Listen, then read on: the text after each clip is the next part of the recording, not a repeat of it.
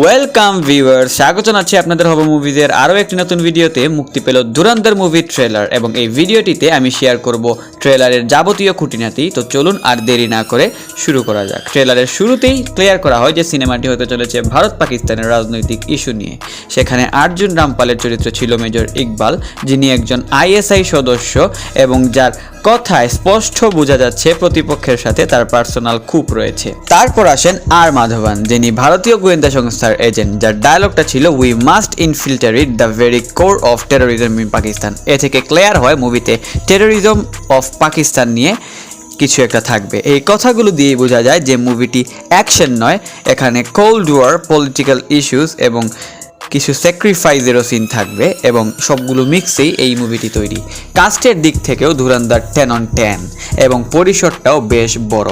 রণবীর সিং, সঞ্জয় দত্ত, অক্ষয় খান্না, আর মাধবন, অর্জুন রামপাল, সারা অর্জুন। এখানে hero রণবীরের aggressive look সবারই নজর কেড়েছে। সে ওয়ার্থ অফ গড হিসেবে উপস্থাপিত হচ্ছে, যা ট্রেলারেই অনেকটা উন্মোচিত হয়। অন্যদিকে অক্ষয় খান্না রয়েছেন অ্যাপেক্স প্রেডিক্টরের রোলে, যাতে ভিলেন সাইড কতটা থ্রিলিং হতে যাচ্ছে তা আন্দাজ করা যায়।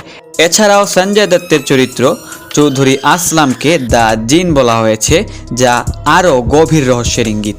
ট্রেলারের ভিজুয়াল স্টাইল অনেক স্ট্রং ছিল এবং ব্লাডি অ্যাকশন আর সিক্রেট মিশন সব কিছুই দেখানো হয়েছে ট্রেলারে। মুভিটি inspired by true events. Director Aditya Dhar চেষ্টা করেছেন একটি সিনেমেটিক ল্যান্ডস্কেপ তৈরি করার, যেটি মুভিটিকে শুধু ইন্ডিয়াতেই নয় বরং ওয়ার্ল্ড ক্লাস করে তুলবে। বাট ট্রেলারটা পারফেক্ট, দর্শকদের কোনো স্পয়লারই দেওয়া হয়নি এবং এডিটিং তো ছিল 10 on 10। একটি বড় প্রশ্ন হলো কেন এই মুভি এখন তৈরি করা হচ্ছে। ট্রেলার থেকে বোঝাই যাচ্ছে যে এটি শুধু একটি গেম অফ স্পাইস নয়, একটি হিস্টোরিক্যাল এবং পলিটিক্যাল স্ট্রং স্টোরি।